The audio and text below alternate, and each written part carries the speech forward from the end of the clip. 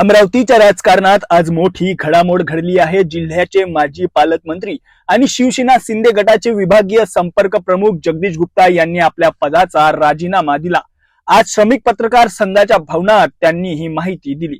राजीनामाचं कारण स्पष्ट करताना जगदीश गुप्ता म्हणाले, 1990 ते 2010 या काळात सामान्य नागरिक किंवा कार्यकर्त्याला नेत्यांकडे जाण्यासाठी कोणत्याही मध्यस्थाची गरज नव्हती, परंतु 2000 नंतर पुन्हा व्हीआयपी कल्चर वाढत गेलं आणि अमरावतीत तसंच वातावरण निर्माण झालं। आजचं राजकारण अपडेटेड आहे, मात्र अशा राजकारणात माझ्यासारख्या कार्यकर्त्याला स्थान नाही असं मत त्यांनी व्यक्त केलं। मी आता कोणत्याही पक्षात जाणार नाही।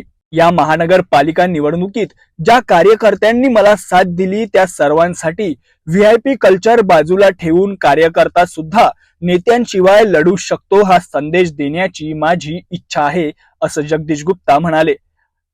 या निवडणुकीनंतर मी राजकारणाला कायमचा रामराम करणार असल्याचंही त्यांनी जाहीर केलं। आजच्या राजकीय पक्षांमध्ये नेत्यांना मुजरा केल्याशिवाय कार्यकर्त्यांचं ऐकलं जात नाही, हा माझा स्वभाव नाही, असं म्हणत त्यांनी अप्रत्यक्षपणे पक्ष संस्कृतीवर टीका केली। 14 वर्षांचा वनवास मला मान्य नाही, कारण माझा आधार नेते नव्हते तर अमरावतीकर जनता होती आहे, असं ते म्हणाले। आजचा प्रेसचा प्रमुख मुद्दा असा आहे की मी शिवसेना सोडलेली आहे। हा पत्र मी शिंदे साहेबांना पाठवलेला आहे आणि कदाचित त्याचे संकेत तुम्हाला सगळ्यांना कालच भेटले असावेत। आणि हा संघटन जॉईन करण्याचा म्हणजे शिवसेनेत जाण्याचा आणि सोडण्याचे प्रमुख कारण असे आहे की आपल्या मागच्या विधानसभेमध्ये जे मत मला मिळाले, जे कार्यकर्ते निरपेक्ष भावना माझ्यासोबत जुळले, या महानगरपालिकेमध्ये त्यांना एक चांगला मंच मिळावं, हिंदुत्वाचा मंच मिळावं। भाजपमध्ये स्थान नसल्यामुळे शिवसेना मध्ये जाण्याचा निर्णय आम्ही सगळ्यांनी घेतला, परंतु राजकीय पक्ष सारखेच आहे असं माझं मत झालेलं आहे।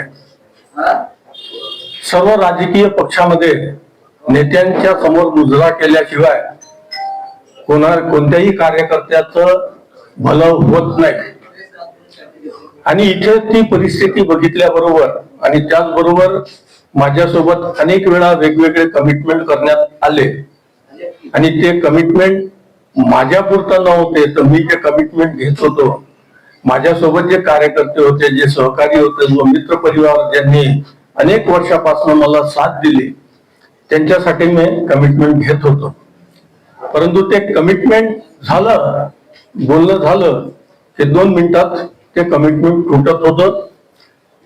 म्हणजे प्रवेश घेतल्यापासून तर आज सकाळपर्यंत असं वारंवार होत असल्यामुळे मी या निर्णयावर आलो की कोणत्याही राजकीय पक्षावर माझा विश्वास राहिलेला नाही।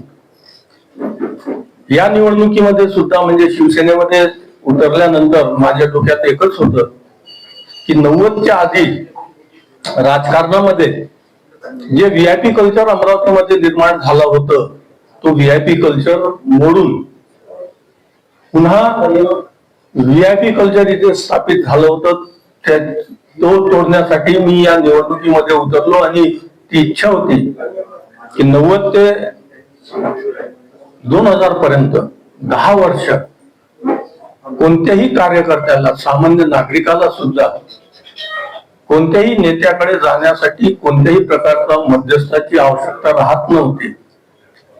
परंतु 2000 नंतर पुन्हा ती परंपरा तुटण्याचं अंदाज मला येत होतं। त्याचे अमरावतीमध्ये त्या प्रकारचं वातावरण निर्माण होत होतं आणि म्हणून विधानसभा लढलो, विधानसभेमध्ये गडबड झाली आणि म्हणून हा कल्चर, व्हीआयपी कल्चर तोडण्यासाठी मी पुन्हा राजकारणामध्ये सक्रिय झालो होतो।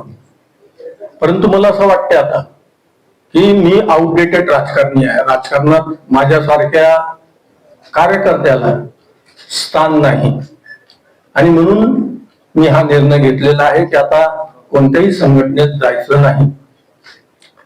या महानगरपालिका निवडणुकीमध्ये अनेक कार्यकर्त्यांनी, अनेक वेगवेगळ्या क्षेत्रातील लोकांनी मला प्रचंड साथ दिली आणि या निवडणुकीमध्ये मी असा निर्णय घेतलेला आहे की ज्यांनी मला साथ दिली आणि जे लढू इच्छितात, ज्यांना VIP कल्चर बाजूला ठेवून कार्यकर्ता या राजकारणामध्ये नेत्यांशिवाय सुद्धा राहू शकतो, हा चित्र निर्माण करण्याची माझी इच्छा आहे.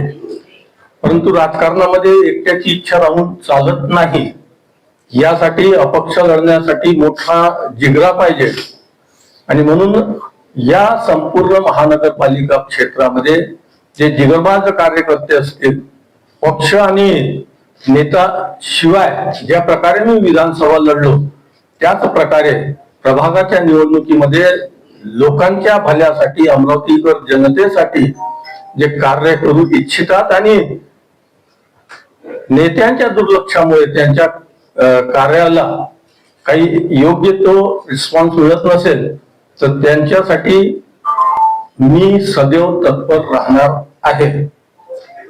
जो जिगरबाज कार्यकर्ता किंवा कॅन्डिडेट असेल पक्षाशिवाय त्याच्यासोबत लढण्यासाठी मी तयार राहणार आहे आणि जर नाही तर माझा निर्णय असा आहे की या निवडणुकीनंतर राजकारणाला मी रामराम करणार आहे.